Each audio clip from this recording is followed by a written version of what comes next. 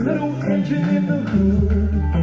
If I could show you anything, I would show you that.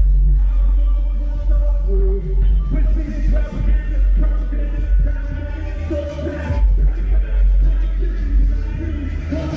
Crazy white people say you got the fucking shit.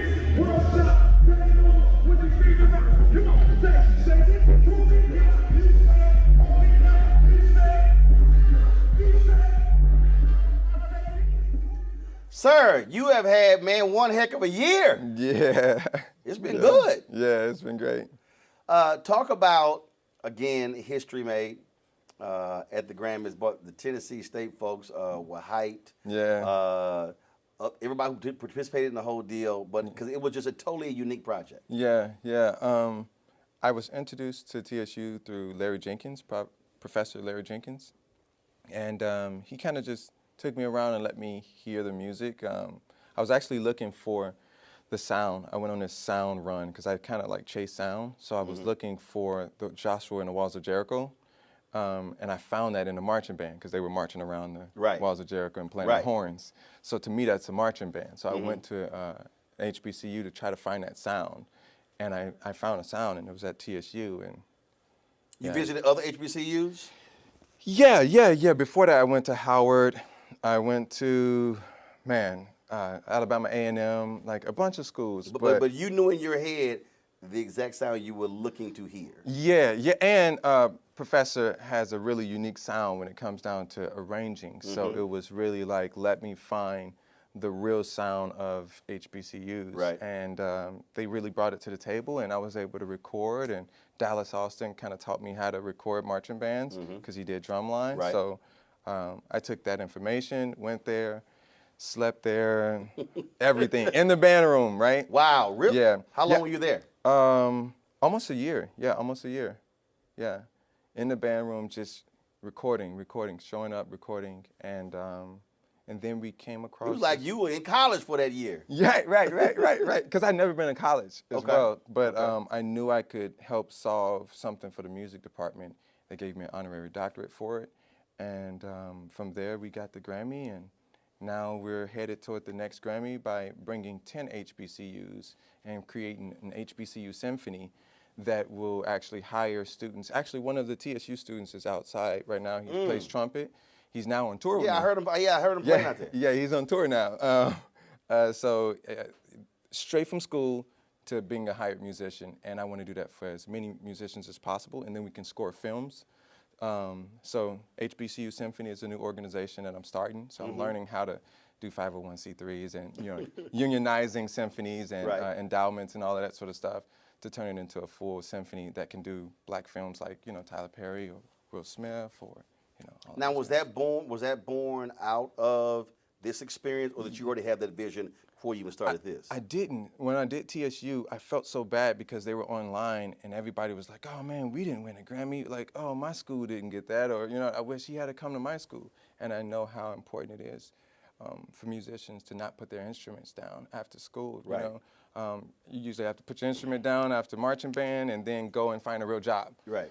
Well, in this case, we'll be able to hire them like we're doing with Kurt right now. So, that's kind of the goal. See, the thing that I think was awesome about that is I always talk about intentionality. Yeah.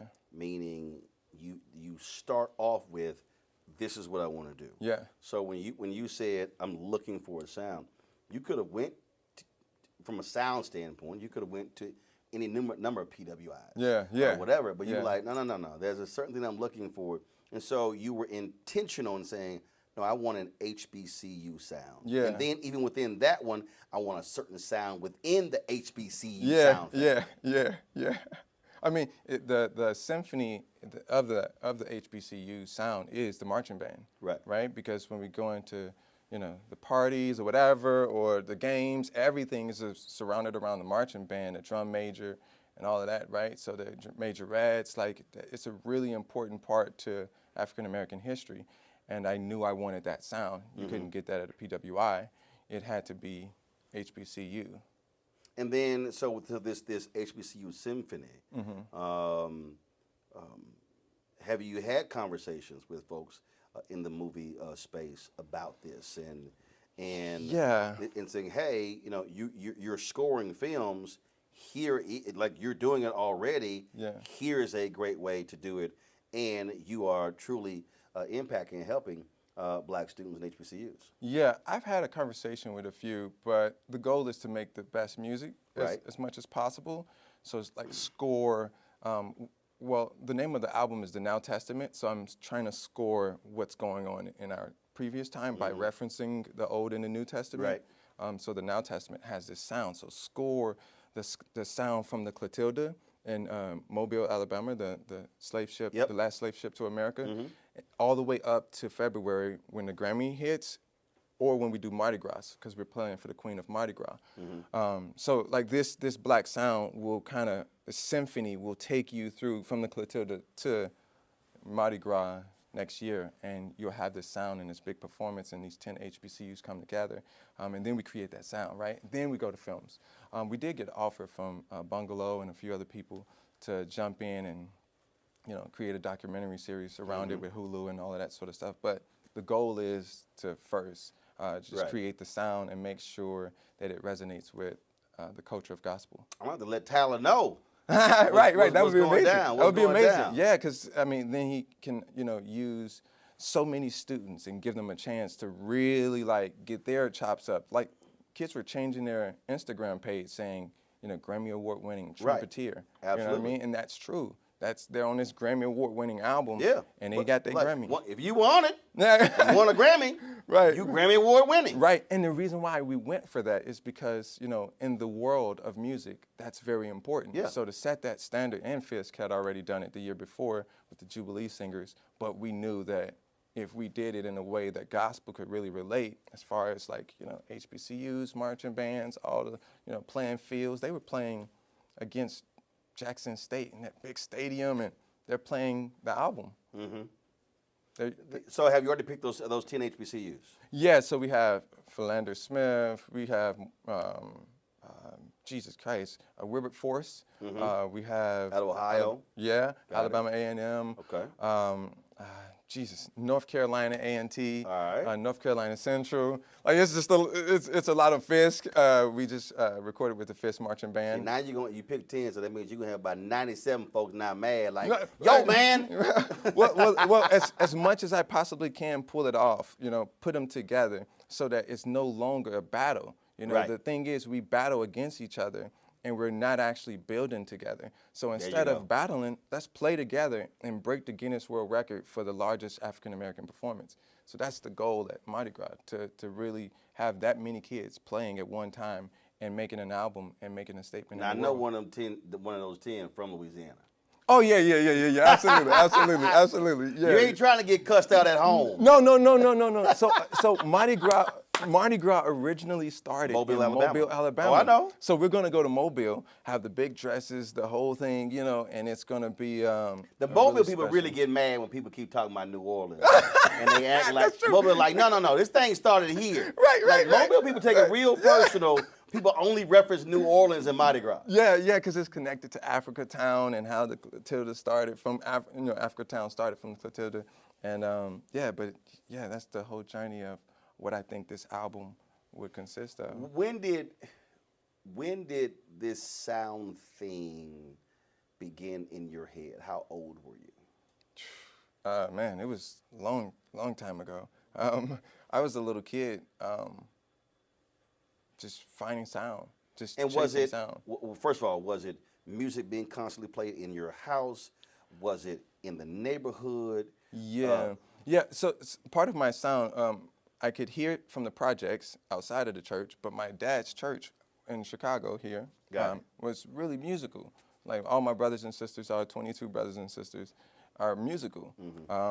But to have that 22 moment. 22 brothers and sisters? Yeah, my dad will be 100 next year. You're one of 23? Yeah.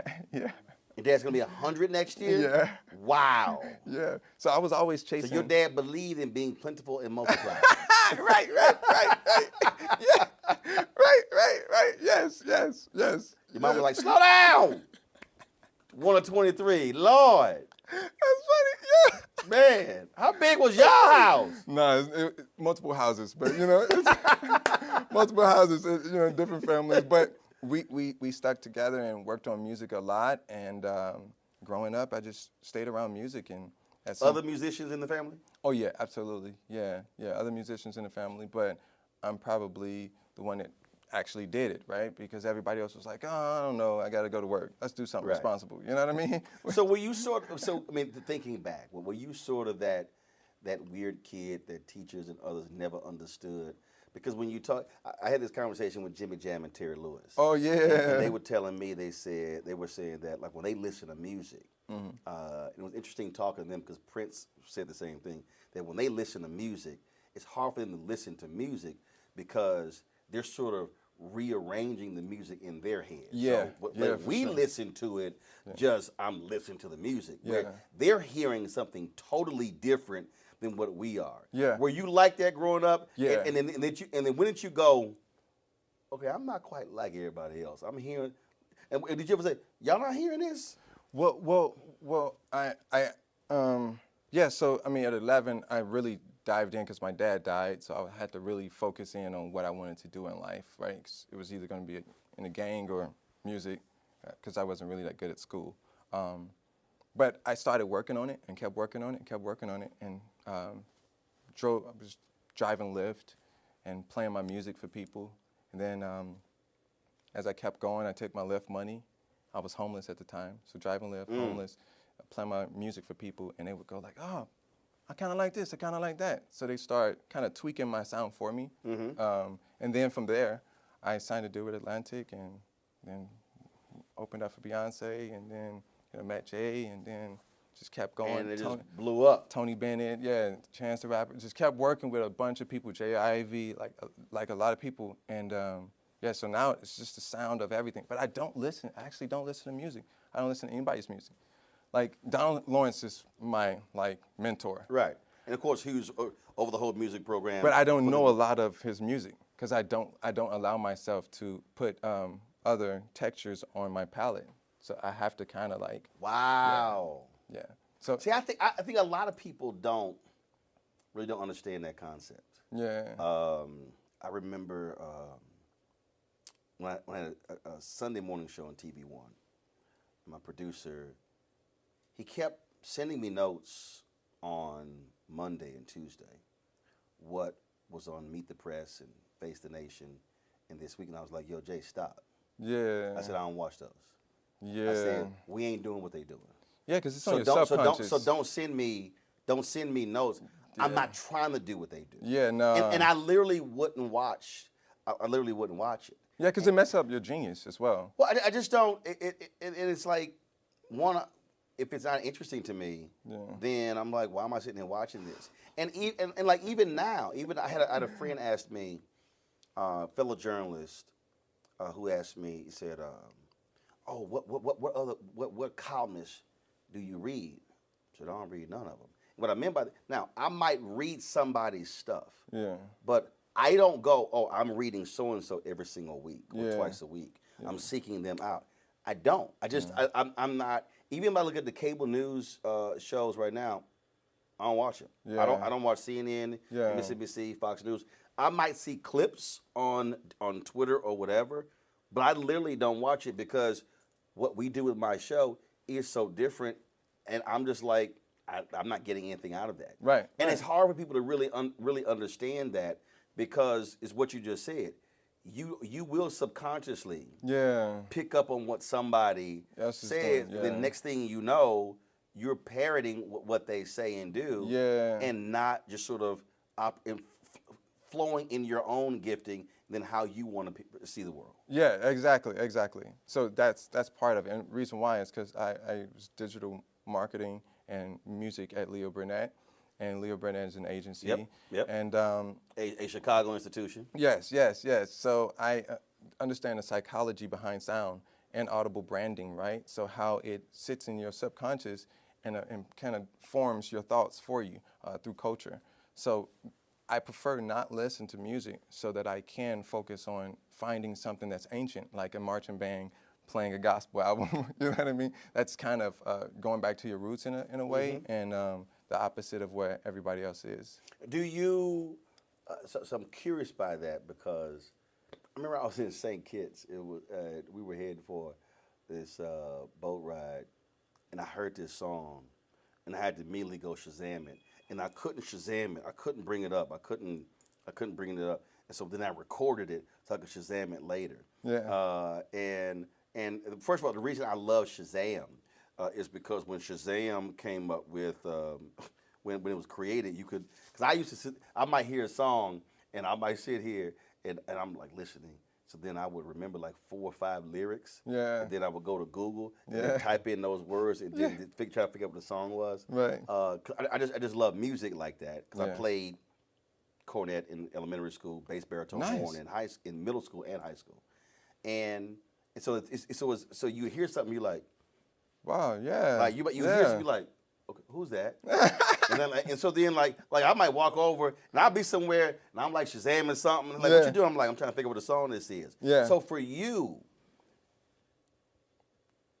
how do you walk through this world when you're in airports and when you're just anywhere?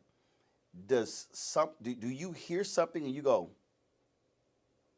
interesting, and then does your brain start sort of processing that and going, okay, that could be, and then next thing you know, just that sound just takes you on a journey somewhere. Yeah.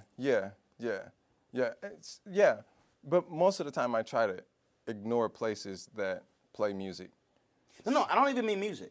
Oh, I'm just saying sound, if you're sound. somewhere and you might hear a sound, Yeah. and then I've how heard, your brain works, you hear a sound differently than other people's. Sort of like when Ray Charles, when he heard sounds as a kid when he was blind, he heard differently because he couldn't see. Yeah. No. So I definitely. so do you hear differently and then go, okay, I can do something with that, and then next thing you know, your brain is just going somewhere with it. I can take sounds. I can hear sounds. I can replace music. I can take vocals out of my head. I can hear sounds as in somebody or actually I was talking to a friend. I mean, like all this sound I'm hearing behind me right now, trying to figure out why this is happening in the middle of this interview. Yeah. That's so funny. Or like when he had the Velcro pants right there and made that noise, and I'm like, really? In the middle of this interview? Yeah, I heard that too. Yeah. That's funny, dude. Oh my God. Because see, you heard it too. Yeah, I heard it. I definitely heard it. I heard it. But I can hear sound. I was in the shower. I take about 3 or 4 showers a day, right? If I can, because I'm just thinking. You like Dwayne The Rock. He does the same thing. Oh, that's crazy. I didn't They know like that. 3 or 4 a day. Yeah. But I can actually hear the key of the water dropping off me. Yeah, for sure. Or like there was You could hear. Wait a minute. Hold up. You could hear the water dropping off. Yeah, I can hear what key was in.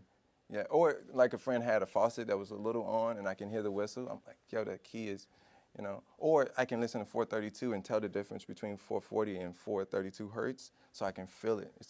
Like I'm in the studio most of the time, so I can feel sound.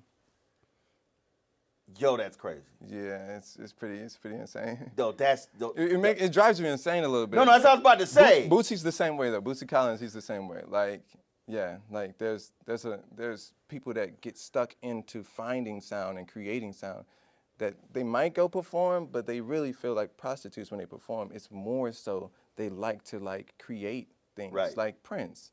Like he can perform, but you know, Right. he wasn't trying to be like Michael. He was more so in the studio making albums and albums and albums and albums that we still have yet to touch. Because he was in search of something. Yeah. He was like I was totally like when he left Warner Brothers, and then he left them in he left the 700 songs. Wow. And his whole deal was none of those songs were good enough for release.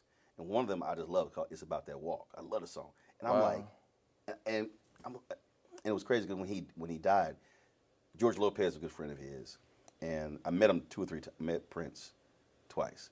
Wow. And it was crazy because Van Jones told me, I swore y'all were friends because he always talked about you.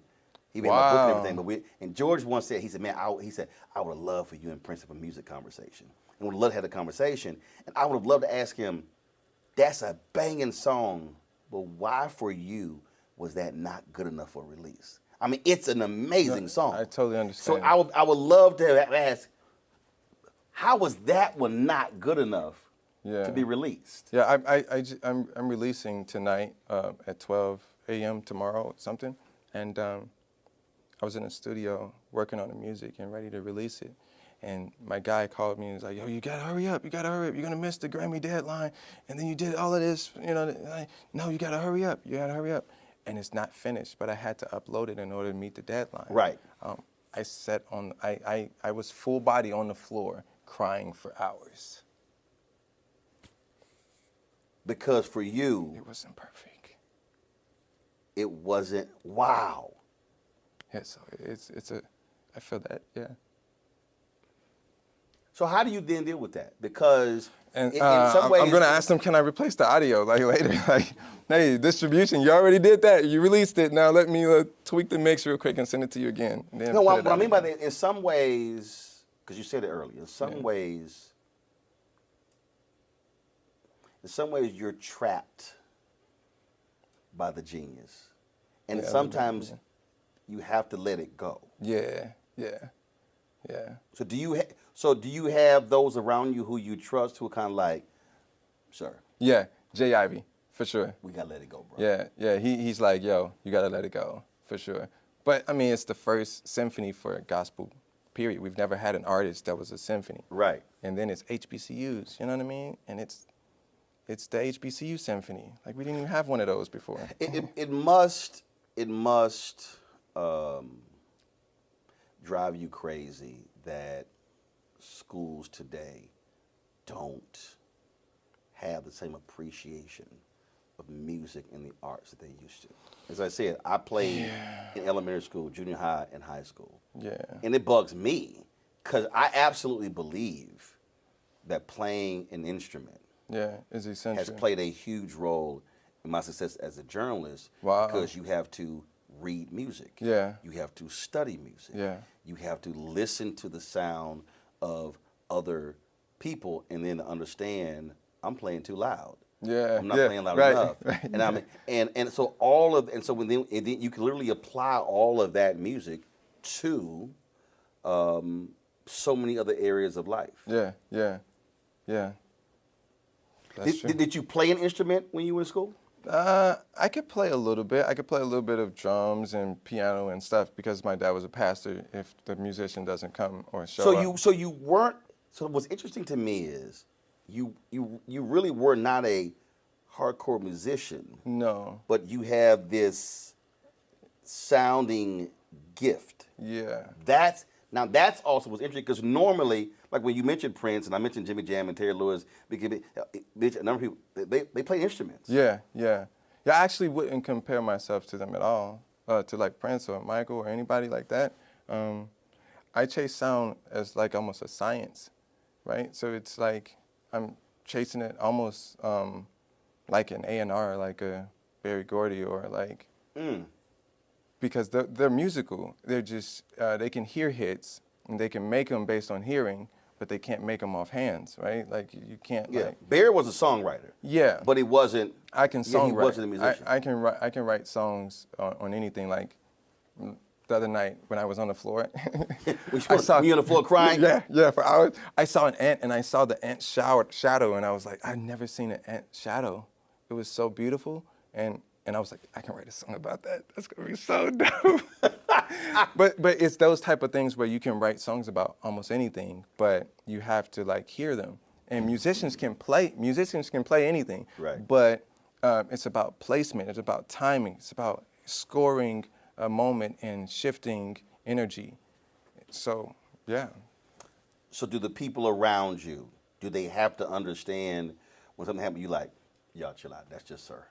Because some people kind of be like, what, like have you had where your mind sort of drifts off? You could be with a group, you could be going somewhere or whatever, and you're just sort of like, something just takes your mind away. Sometimes it's kind of like, y'all just chill, don't worry about it. That's just him doing what he does. Yeah, most people encourage me because it's an exploration, you know. Good. So if I hear a sound and I go, just let me go. Like my journey in life is my journey in life, and I'm meant to experience life a different way than everybody else is. Absolutely. So last question for you. So Bree Babineau, who's on this tour, You already said you don't listen to music, so Yes, maybe you. So here's the deal. So I threw out Debris. We were just talking, and then I threw out the Commodore song Zoom, and she was like, "Who's that?" Then she thought Lionel Richie was Lil Richard. So she had no idea what Zoom was. And I was like, "Girl," I said, "Black folk." When I said he can't perform no concert, and he don't play Zoom. Right. Then I mentioned Jeffrey Osborne and LTD, and she swore Jeffrey Osborne wasn't even black. So, do you know who Lionel Richie and the Commodores are? I know Lionel Richie because of Jay Ivey. Lionel Richie was like, "You guys got to do another album." But do I know Lionel Richie songs all the way or no? Gotcha. But at least you know Lionel Richie. Yes, I definitely know who Lionel Richie is. Yeah, for sure. Bree. See, because I was snatching her black card. I told her black card was review status. Okay. Do you know Jeffrey Osborne, LTD? No. Okay, so you looked up and got the first half right. She ain't know nobody. She said he ain't black with last name Osborne. I was like, oh my God. Only one of the greatest singers, unbelievable brother, drummer for LTD, became lead singer. You're right. So yeah, Bree was struggling. She was struggling. Then she challenged me to ask everybody else on the McDonald's tour. Ask everybody on the tour if they knew Lionel Richie. Both of them. And then she told me I couldn't ask Hezekiah and Anthony because they were older. But she said everybody else younger, they ain't gonna know who you talking about. Yeah. And I proved to her she was wrong. Yeah, I definitely know Lionel Richie. Yeah. Good. Yeah. He told us keep our foot on the gas, like keep working. Next Grammy, keep moving. There you go. Don't think that it's that you've acquired anything. Go to your second mountain. There you go. Well, when he's only one of the greatest songwriters of all time, so that's some sound advice. Man, great conversation. Good seeing you. Absolutely. And good luck with everything, baby. Thank you, man. I Appreciate it, man. Thanks a bunch. Yes, sir.